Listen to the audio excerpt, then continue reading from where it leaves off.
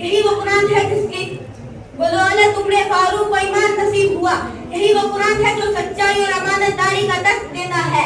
यही वो कुरान है जिसकी नज़ीर पेश करने से सारी दुनिया आरज़ो कासिर रही।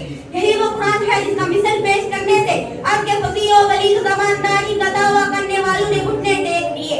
यही वो कुरान है जो दलालतों गुमराही के दलदल में फंसी हुई इंसानियत को रुश्द और हिदायत का पैगाम सुनाता है। यही वो कुरान है जिसकी बरकत से उनके चमन में बहार पैदा हुई। मोहतरम हज़रात, आज के इस दौर में हिफ्ज़े कलाम पाक को फजूल काम समझा जाता है। इसके अल्फाज रटने को हिमाकत बताया जाता है। कहा जाता है इस अल्फाज रटना और बेसमझे पढ़ना बेसूद है। अफसोस सदअफसोस, इस कुरान पाक के बारे में हमारा ये ख्याल है कि जिसके बारे में शहंशाहे बता जनाबे मुहम्मद रसूलुल्लाह सल्लल्लाहु अलैहि वसल्लम ने इरशाद फरमाया, इक़रा वर्तक़ि वरत्तिल कमा कूनत तुरत्तिल फिद दुनिया फ़इन्ना मंज़िलका इंदा आखिरी आयतिन तक़रऊहा। क़यामत के दिन हाफिज़ कुरान से कहा जाएगा, कुरान पढ़ता जाओ, जन्नत के दर्जों पर चढ़ता जा, ठहर ठहर कर पढ़, जैसे कि तू दुनिया में ठहर ठहर कर पढ़ा करता था। बस तेरा मुकाम और ठिकाना वही है जहाँ पर आखिरी आयत पहुंचे। याद रखो, यह कुरान दुनिया की सबसे बड़ी नेमत है। ये जमीनों, आसमान, चांद, सूरज, सितारे कोई नेमत का मुकाबला नहीं कर सकते। यह कुरान रब्बे कायनात का मुक़द्दस और अज़ीम कलाम है।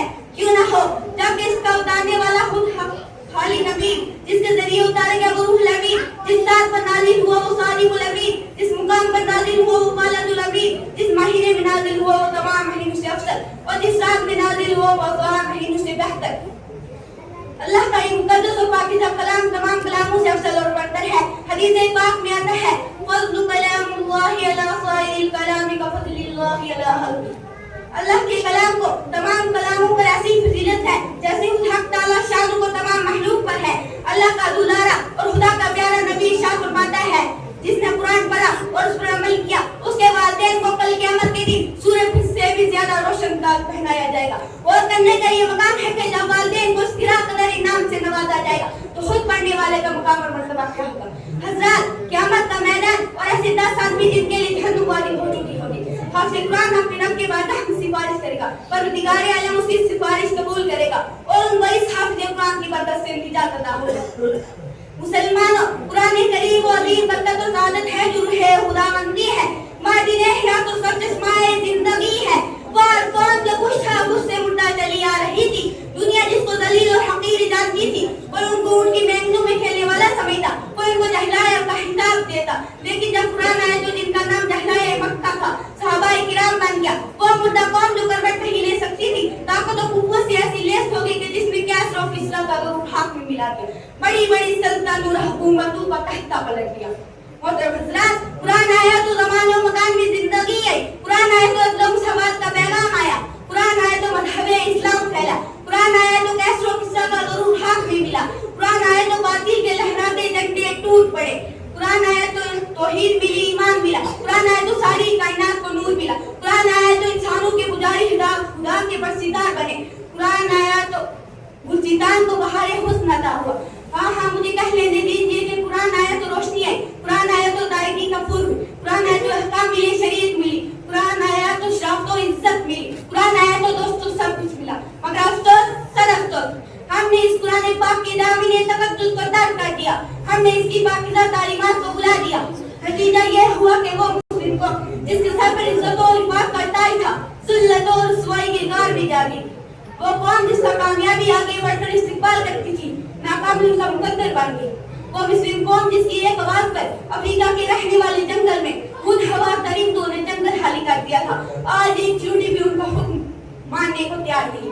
वो कौम जिसने कभी हुकूमत और सल्तनत को फरीदा अंजाम दिया था, आज गुलामाना जिंदगी बसर कर रही है। वो कौम जिस पर कभी तारीख मवा थी, मातुम कना है। वो कौम जिसका माजी रोशन और ताबनाक था, हाल मुस्तकबिल उनका तारीख है। मुसलमानों, समझो और होशियार हो जाओ, गफलत का पर्दा चाक करो, कुरान पाक से वापस हो जाओ, वरना याद रखो तारीख हमें कभी माफ नहीं देगी। हाज़रीन जलसा, जहाँ सारे सहाबाए किराम ने कुतुबखाना में कुरान के अलावा कोई किताब ना थी, उसको लेकर वो आगे बढ़े और कामयाबी उनका कदम चूमती चलेगी। वो कुरान ही था जिसकी बरकत से बदर के मैदान में 313 ने मक्का की किस्मत पलट दी। दोस्तों, आज हम करोड़ों में हैं, मगर दूसरी कौमें हम पर सवार हैं। जान हमारी महफूज नहीं, माल हमारे महफूज नहीं, इज्जत और आबरू से खिलवाड़ है, ना हमारी मसाजिद महफूज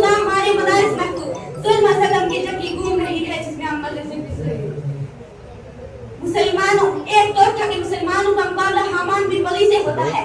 इस दुश्मन रसूल और दुश्मन खुदा के पास ताकत और कुव्वत है। 60,000 फौज का लश्कर जरार है, मुसलमानों की फौज 10,000 है। इस्लामी फौज के कमांडर हज़रत खालिद बिन वलीद है।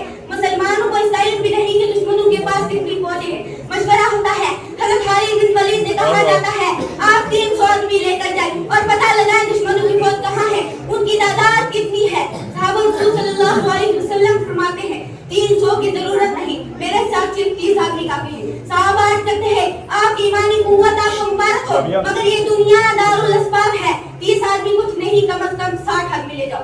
चुनांचे 30 और आदमी का इजाफा कर दिएगा। मुसलमानों का ये मुंतज़िर सा काफिला आगे बढ़ा।